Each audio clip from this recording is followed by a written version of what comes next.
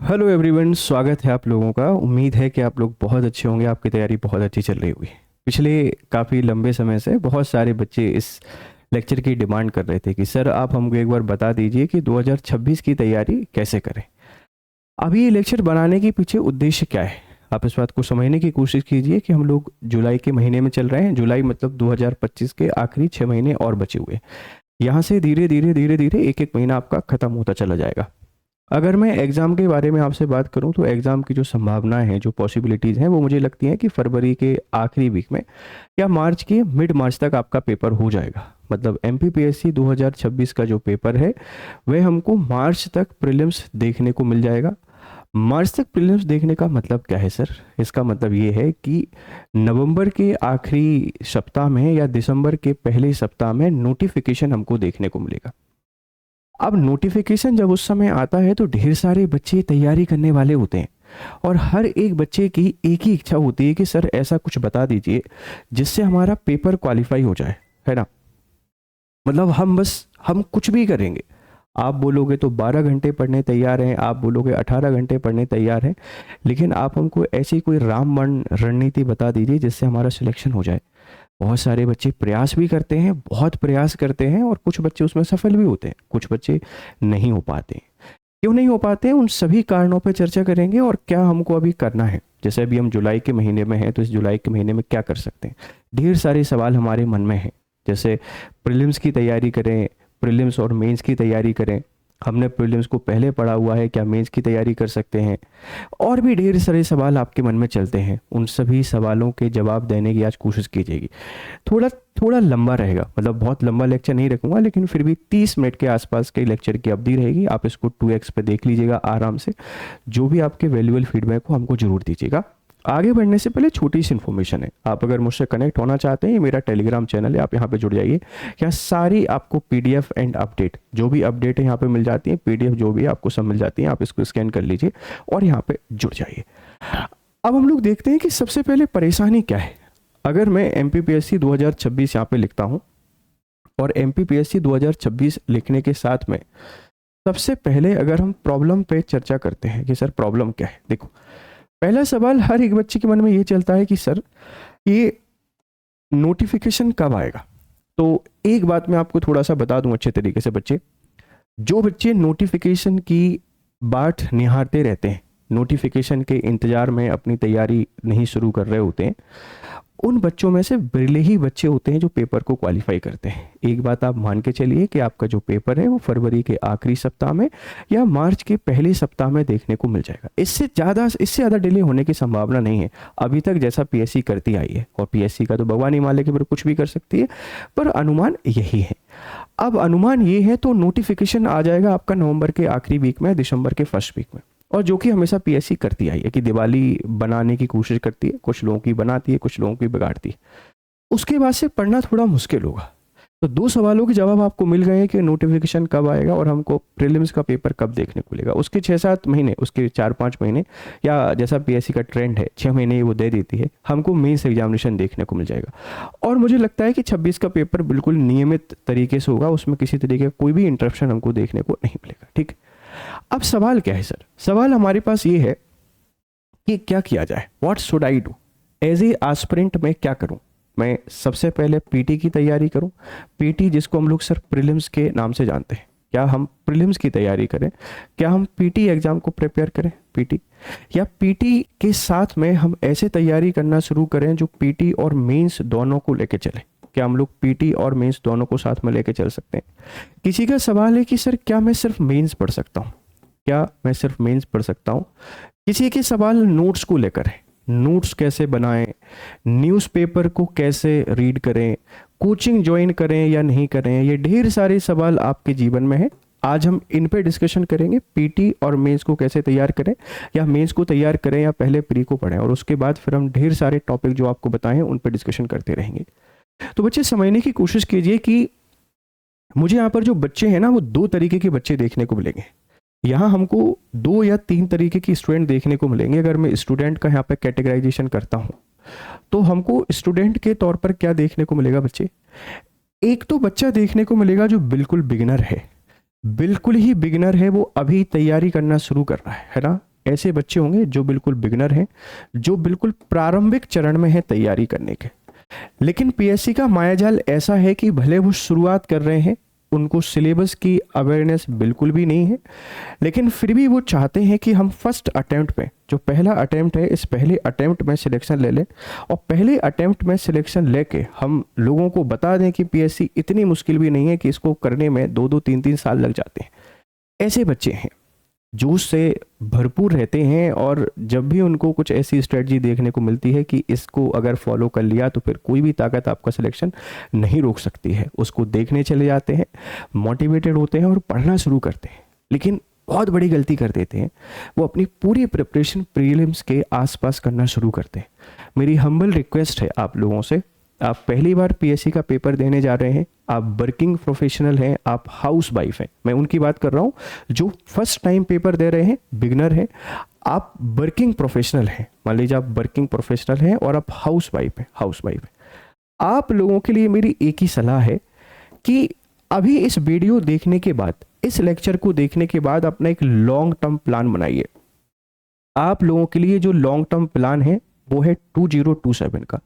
मैं ये नहीं कह रहा हूँ कि पहली बार में होता नहीं है, बच्चे पहली बार में हो जाता है, लेकिन बहुत रेयर चांसेस होते हैं होने के। प्रीलिम्स क्वालिफाई हो जाता है लेकिन फिर कभी सिलेक्शन आपका फाइनल नहीं हो पाएगा।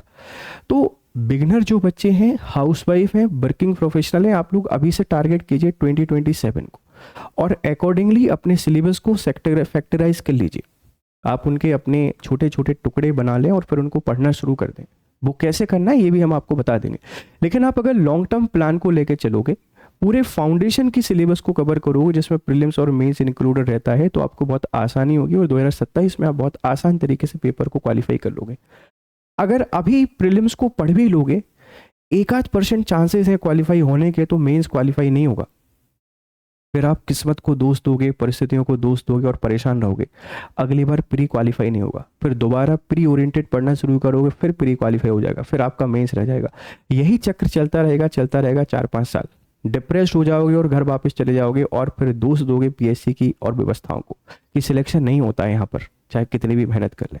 तो आपसे हम्बल रिक्वेस्ट है कि आप अभी से पढ़ना शुरू करें, लेकिन अगला लंबा टारगेट लेके। हाँ, लेकिन आप अपने आप को चेक करना चाहते हो तो ये वाला एग्जाम दे सकते हो। अब ये वाला जो एग्जाम आप दोगे, विदाउट एनी प्रेशर दोगे, बिल्कुल आपको ज़्यादा यहाँ पे नहीं सोचना है, विदाउट एनी प्रेशर शामिल हुई है, कोई दिक्कत नहीं। निकलता है तो बहुत अच्छी बात है, नहीं निकलता है तो कोई दिक्कत नहीं। अब दूसरे यहाँ पर जो बच्चे आते हैं वो ऐसे बच्चे आते हैं कि जो पिछले 1 साल से, ऐसे बच्चे हैं जो लास्ट 1 और 2 ईयर से तैयारी कर रहे हैं, 1 और 2 साल से तैयारी कर रहे हैं, लेकिन सिलेक्शन नहीं हो रहा है। सिलेक्शन क्यों नहीं हो रहा है? उसकी वजह हर एक बच्चे को पता है कि प्रिपरेशन को उतना टाइम नहीं दिया गया है जितना समय दिया जाना चाहिए था, या उस तरीके से पढ़ाई नहीं की गई है जिस तरीके से पढ़ाई की जानी चाहिए थी। पूरा सिलेबस कंप्लीट करें, उसके सिनॉप्सिस बनाएं, उसका रिवीजन करें, एमसीक्यू सॉल्व करें और मॉक लगाएं। यही तैयारी के सिंपल से चरण है, हमने उनको फॉलो नहीं किया है। आपसे मेरी एक हम्बल रिक्वेस्ट है, हम्बल रिक्वेस्ट ये है कि आप ये देखें कि आपका सिलेबस कितना तैयार है। आप इस सिलेबस के अकॉर्डिंग पढ़ना शुरू कीजिए, सिलेबस के अकॉर्डिंग पढ़ना शुरू कीजिए। मेरे कहने का मतलब ये है बच्चा पार्टी, मान लेते हैं कि आपको प्रीलिम्स का ठीक ठाक आता है, मान लेते हैं कि आपने 40 to 50% सिलेबस तैयार कर रखा है, इंक्लूडिंग प्रीलिम्स और मेंस दोनों हैं। तो आप लोगों को एक सलाह ये है कि अक्टूबर जो आ रहा है, इस अक्टूबर तक आप लोग पीटी और मेंस को लेके चल सकते हैं।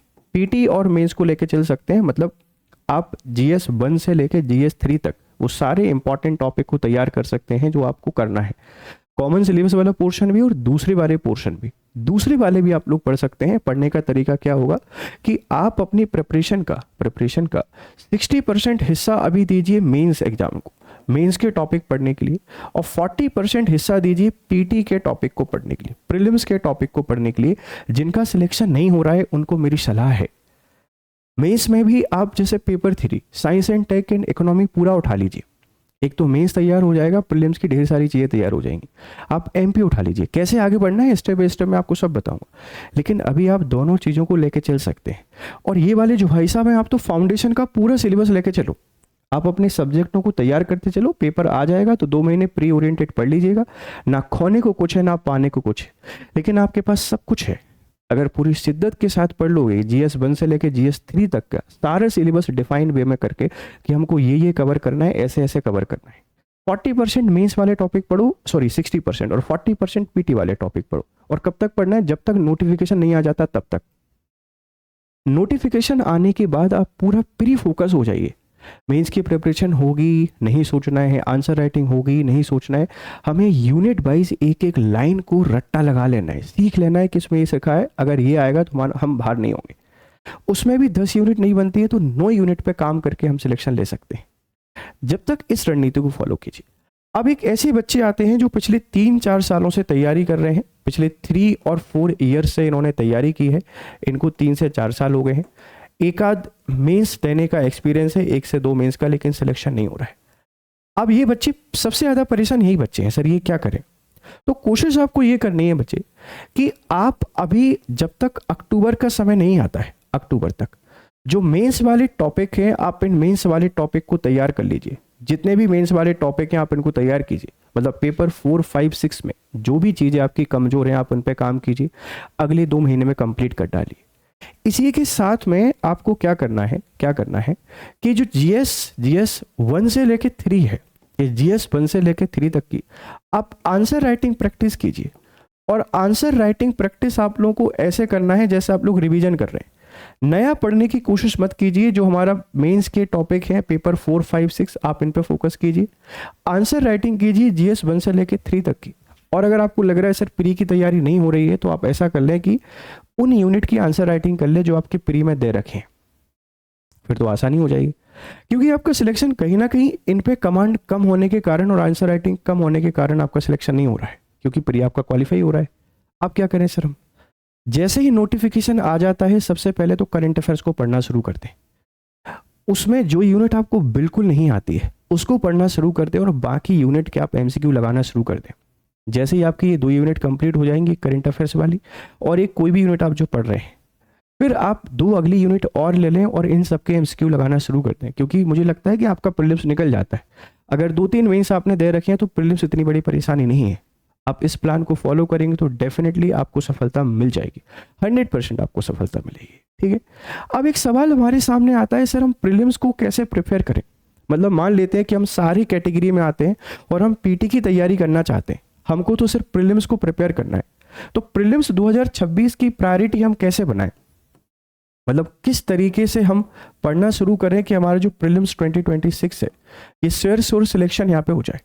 बच्चे इसके लिए क्या करना है? अगर आप श्योर सिलेक्शन लेना चाहते हैं तो प्रीलिम्स 2026 को इस तरीके से एम करना है कि आप अपने सिलेबस को कैटेगराइजेशन कीजिए। कैटेगराइजेशन कैसे करोगे बच्चे? देखो, एक जो हमेशा आपको प्रायोरिटी बनाए रखनी है वो प्रायोरिटी मध्य प्रदेश आपका हमेशा रहेगा। मैं इसलिए नहीं कह रहा हूं कि मैं आपको मध्य प्रदेश पढ़ाता हूं तो मध्य प्रदेश आपको प्रायोरिटी बनाई रखनी। आप सिलेबस के हिस्से को देखिए, मध्य प्रदेश ही मध्य प्रदेश आपको दिखाई देता है, इसके अलावा कुछ और दिखता ही नहीं है। जब भी आप मध्य प्रदेश को देखने जाते हैं तो पूरे सिलेबस में 40 से 45 क्वेश्चन सिर्फ MP से आते हैं। तो ये आपकी प्रायोरिटी होनी चाहिए, ये आपकी प्रायोरिटी होनी चाहिए, ध्यान रखिएगा। इसमें भी आप लोग क्या कर सकते हैं कि एक साथ 2 यूनिट को लेके चलिए। मतलब आपको कोशिश करनी है कि अपनी प्रिपरेशन के 3 घंटे डेली MP GK को देना ही देना है। ये 3 घंटे देने का मतलब ये है कि आप इस तरीके से कर सकते हैं कि आप 2 यूनिट को लेके चल सकते हैं। जैसे मान लो MP की हिस्ट्री हर बच्चे को परेशान करती है, हिस्ट्री, तो आप एक हिस्ट्री पिक कर लीजिए। और इसी के साथ में ज्योग्राफी काफ़ी सिंपल होती है MP की, तो MP जियो और MP हिस्ट्री दोनों को ले लीजिए और दोनों को टारगेट रखिए कि हमको अगले 60 डेज में, अगले 60 दिन में हम इनको तैयार कर लेंगे। 60 दिन ज़्यादा लग रहे हैं तो 45 डेज भी कर सकते हैं और 45 डेज में दोनों चीज़ें तैयार हो सकती हैं। 2-2, 2.5 घंटे, अगर आप 1.5 घंटे पढ़ोगे तो 3 घंटे MP GK आपको पढ़ना है। 45 नंबर है प्रीलिम्स का और लगभग 300 से 400 नंबर है आपके मेंस में। इतना समय हम दे सकते हैं, कोई फर्क नहीं पड़ता। लेकिन इसमें सब कुछ आपको करना है। क्या करना है कि स्टडी भी करनी है। इसी समय में आप स्टडी कीजिए, स्टडी के साथ में कोशिश कीजिए आपके नोट्स बनते रहें और नोट्स के साथ में MCQ और रिवीजन, ये सारी चीज़ें होनी चाहिए। आप MP GK को डेली 3 घंटे दीजिए। एक बार तैयार हो जाती है, 2 बार तैयार हो जाती है, 3 बार तैयार हो जाती है, कोई फर्क नहीं पड़ता। आप इस रूटीन को फॉलो करते रहेंगे, इसको पढ़ते रहेंगे। इसी के साथ में जैसे डेली हमारी करंट अफेयर्स की क्लास होती है, मैं आपसे 1 घंटे मांगूंगा करंट अफेयर्स के लिए, क्योंकि वो क्लास सिर्फ और सिर्फ करंट अफेयर्स ओरिएंटेड नहीं है, उसमें मेंस की ढेर सारी चीज़ें आपकी कवर हो रही हैं। तो डेली करंट अफेयर्स की हमारी क्लास होती है 7 AM पर। आपको सिर्फ लाइव आके उस क्लास को देखना है, उसी दिन उसको पढ़ना है, उसके बाद आपको दूसरा कुछ भी नहीं करना पड़ेगा। तो धीरे धीरे धीरे धीरे आपका करंट अफेयर चलता रहेगा। अब अलोंग विथ करंट अफेयर्स आप साइमल्टेनियसली कोई एक यूनिट को और पिक कर सकते हैं। जैसे मान लीजिए कि किसी बच्चे को पहले पढ़ना है इंडियन जियो, किसी बच्चे का इंटरेस्ट है कि सर मैं इंडियन जियो को पढ़ना चाहता हूं, बेटा आप बिल्कुल पढ़ सकते हैं। 30 से 35 दिन इसको दीजिए, फिर आप इसको बदल दीजिए किसी दूसरी यूनिट के साथ। किसी बच्चे का मन है सर मैं तो इंडियन पॉलिटी को पढ़ना चाहता हूं, आप पॉलिटी को पढ़िए, कोई दिक्कत नहीं। किसी बच्चे का मन है वो साइंस को पढ़ना चाहता है, आप साइंस को पढ़ सकते हैं। किसी का मन है वो आईसीटी को पढ़ना चाहता है, आईसीटी को पढ़ सकते हैं। यहाँ 3 घंटे, 1 घंटे और 1 घंटे, मैं 5 घंटे सिर्फ आपसे मांग रहा हूँ। जो बच्चे 100% प्रीलिम्स को क्वालिफाई करना चाहते हैं, आज से आपके प्रीलिम्स के नोटिफिकेशन तक मुझको आपके 5 घंटे चाहिए। आप देखेंगे कि धीरे धीरे धीरे धीरे आपका पूरा प्रीलिम्स का सिलेबस तैयार हो गया है। तरीका यही रखना है। एमपी की कोई भी 2 यूनिट साथ में लेके चलिए, क्योंकि एमपी थोड़ी बड़ी है, समय लगता है कवर करने में, तो हम 2 यूनिट लेके चलते हैं। करंट अफेयर्स का सॉल्यूशन मैंने आपको बता दिया है कि सुबह 7 बजे हमारी क्लास होती है इसी चैनल पर। आप यहाँ पर आइए और उनको पढ़िए। मुझसे नहीं पढ़ना है, किसी और से पढ़िए, लेकिन अब थोड़ा सा सीरियस होकर उसको पढ़ना शुरू कर दीजिए। लेकिन मेरी क्लास को देखोगे तो फ़ायदा एक ये होगा कि पेपर 5 और 6 की तैयारी आपकी ऑटोमेटिकली हो जाएगी। उसमें ऐसी राइटिंग पे हम लोग डेली बेसिस पे काम कर रहे हैं, आप उसको देख सकते हैं। एक कोई भी यूनिट आप लोग लेके चल सकते हैं। अब ये टारगेट आपके 45 डेज की सेट कर लीजिए कि 45 डेज में हमको ये कंप्लीट करना है। जैसे ही आपका ये कंप्लीट हो जाता है 45 डेज में, आप क्या करेंगे, नेक्स्ट 45 डेज का प्लान बना लेंगे। नेक्स्ट 45 डेज का प्लान बना लेंगे और नेक्स्ट 45 डेज में आप क्या करेंगे, 2 एमपी की कोई भी यूनिट पिक कर लेंगे, एक नेक्स्ट यूनिट पिक कर लेंगे, और सीए हमारा चल ही रहा है। आप देखो 1 यूनिट और 2 यूनिट, 3 यूनिट, यहाँ पे 3, 6 यूनिट। आप देखेंगे कि 90 डेज में, मतलब 90 दिन में आपकी 6 यूनिट बहुत अच्छे से तैयार हो रही है। करंट अफेयर्स आपका चल ही रहा है। 90 दिन का मतलब क्या है, जुलाई, अगस्त और सितंबर या अक्टूबर भी मान के चलता हूँ। तब तक भी आपने अगर इसको तैयार कर पाया, और तैयार करने का तरीका मैं आपको बता रहा हूँ कि हमको हर एक चीज़ को पढ़ना है। किसी भी टॉपिक के सारे डिमेंशन आपके क्लियर होने चाहिए। किसी चीज़ को आप लोग रोकोगे नहीं, रोकोगे तो परेशान रहोगे। जो चीज़ें बहुत परेशान कर रही हैं उनको और बारीकी से पढ़िए और शिद्दत से पढ़िए। 50-50 MCQ लगाइए, रिवीजन कीजिए। रिवीजन आपकी सबसे बड़ी जिम्मेदारी होनी चाहिए। अगर सिलेक्शन कोई कराता है तो रिवीजन कराता है, इस बात को ध्यान रखिएगा। अगले इस प्लान पे आप काम करना शुरू कर दीजिए, और जैसे ही नोटिफिकेशन आ जाता है, नोटिफिकेशन आ जाएगा, I will make a separate video. जैसे ही आपका नोटिफिकेशन आता है, हम इस नोटिफिकेशन को लेकर एक वीडियो और बना देंगे कि अब किस तरीके से आपको तैयारी करनी है। लेकिन रूटीन आपका ये हो सकता है, सर मैं सुबह पढ़ूँ, मैं शाम को पढ़ूँ, मैं रात को पढ़ूँ, मैं कब पढ़ूँ, यह आपके ऊपर डिपेंड करता है। कभी भी बर्डन लेके नहीं पढ़ना है। होते हैं ना, जब हम प्रेम करते हैं तो प्रेमिका या प्रेमी से मिलने का हमारा मन करता है। हम कितने भी थके हों, हम कितने भी परेशान हों, हमारे ऊपर कितनी भी जिम्मेदारियां हों, चाहे रात हो, अंधेरा हो घना, बारिश हो रही हो, तूफान आ रहा हो, पैदल चलने पड़े, या शहरों के फासले तय करने पड़े। शहर क्या, हम तो देशों के फासले भी तय कर देते हैं और महाद्वीपों को भी नहीं छोड़ते हैं, क्योंकि प्रेम की मिलन की जो चाह होती है वो सर्वोच्च होती है। इसी तरीके से आप अपनी सिलेक्शन की जो चाह है इसको बहुत बहुत बड़ी कर लीजिए। कितनी भी परेशानियां आए, कितनी भी दिक्कतें आए, हम टस से मस नहीं होने वाले। इसके साथ में कुछ बेसिक चीज़ों का ध्यान रखना है। कौन सी बेसिक चीज़ों का ध्यान रखना है मैं आपको बताता हूँ। देखो बच्चे, ये प्लान फॉलो कर लेंगे। प्लान फॉलो करने के साथ में, प्लान फॉलो करने इससे सिर्फ काम नहीं चलेगा, हमको अब कुछ बेसिक चीज़ों पर भी ध्यान देना है। किन बेसिक चीज़ों पर ध्यान देना है, जरा आप इसको देखिए कि तैयारी का जो आधार है वो आपका सिलेबस है। तो जब से आप तैयारी करना शुरू कर रहे हैं, आपके पास सिलेबस होना चाहिए। सिलेबस बहुत अच्छे से होना चाहिए। ये हार्ड कॉपी में होना चाहिए, ये सॉफ्ट कॉपी, लैपटॉप, टैबलेट नहीं चलेंगे, हार्ड कॉपी में। और ये पूरा इसका कंपैरिजन होना चाहिए कि ये पीटी का है, ये मेंस का है, ये मेरी रेंज है, इसका मुझसे बनता है, और इसमें ये कॉमन सिलेबस। इस तरीके से पूरा मार्क होना चाहिए आपका सिलेबस। फिर आपके पास कम से कम लास्ट 10 ईयर के, जो लास्ट 10 ईयर है, इस लास्ट 10 ईयर के PYQ हमको देखने को मिलना चाहिए, PYQ हमको देखने को मिलना चाहिए। ये अगर होंगे और इनके सॉल्यूशन हो, मतलब आप इनको पहले सॉल्व करें, फिर उनके आंसर आपको पता हो और बार बार इनकी प्रैक्टिस करते रहें और इससे पूरे सिलेबस की समझ को विकसित करें कि किस तरीके का पेपर आ रहा है। ये सबसे ज़रूरी चीज़ है, यही आपको सिलेक्शन दिला सकती है। इसी के साथ में कोशिश करनी है कि नोट्स मेकिंग जरूर करते रहें। अगर आप नोट्स नहीं बनाओगे तो किताबों के भरोसे हमेशा डले रहोगे, तो बेटा नोट्स जरूर बनाइए। इसी के साथ में कोशिश करें कि कोई भी एक कोचिंग, आप एक कोचिंग नहीं तो कोई एक टीचर या बुक के सोर्सेज भी आपके बहुत लिमिटेड हों। हमको मास्टरी नहीं करनी है, हमको पेपर को क्वालिफाई करना है। किसी एक कोचिंग से तैयारी हो सकती है, किसी एक टीचर से हो सकती है, किसी एक पब्लिकेशन से हो सकती है। इस पे काम करें। इसी के साथ में अपनी जीवन का हिस्सा बना ले रिवीजन को। एक बार खाना भूल जाइए, लेकिन रिवीजन करना मत भूलिए रिवीजन को। और एक पॉजिटिव माइंडसेट के साथ आप पढ़ना शुरू कीजिए। जो पॉजिटिव माइंडसेट है, इस पॉजिटिव माइंडसेट के साथ आप पढ़ना शुरू कीजिए। देखिए किस तरीके से सिलेक्शन होता है, कौन आपको रोकता है। नेगेटिव चीज़ों पे ध्यान मत दीजिए। दोस्त क्या कर रहे हैं, कोई कोचिंग वाला क्या कर रहा है, कौन क्या पढ़ा रहा है, आपको मतलब नहीं होना चाहिए। आपके टारगेट सेट होने चाहिए कि हमको इतने दिन में इतना पढ़ना है। एक और इम्पॉर्टेंट चीज़, टारगेट कभी भी परेशानी के लिए नहीं होते। सर सिलेबस इतना नहीं हुआ, सर उतना नहीं हुआ, हो जाएगा। हर रियलिटी इज दैट कि हमको पेपर के एक दिन पहले तक पूरे सिलेबस को तैयार करना है, ताकि पेपर को बहुत हम अच्छे से देकर आ जाए। तो इनका बर्डन भी नहीं लेना है, परेशानी भी नहीं लेना है। कोई चीज़ 8 दिन 10 दिन डिले हो रही है तो हो जाने दीजिए, कोई दिक्कत नहीं। वीक में 5 दिन पढ़ाई कीजिए, मंडे टू फ्राइडे। सैटरडे पूरा रिवीजन कीजिए। संडे को वीकली करंट अफेयर्स होता है, उसको देखिए, और उसके अलावा और कुछ भी मत कीजिए। मूवी देखिए, घूमने जाइए, क्रिकेट खेलिए, जो करना है करिए, कोई दिक्कत नहीं है। अच्छा खाना खाइए, अच्छे तरीके से रहिए, और नेगेटिविटी से जितना दूर रह सकते हैं उतना दूर रहिए। प्रोडक्टिव रहिए और प्रोग्रेसिव सोचिए। Yoga, meditation, running, morning walk, आप जो भी करना पसंद करते हैं वो कीजिए, क्योंकि वो बहुत ज़रूरी है।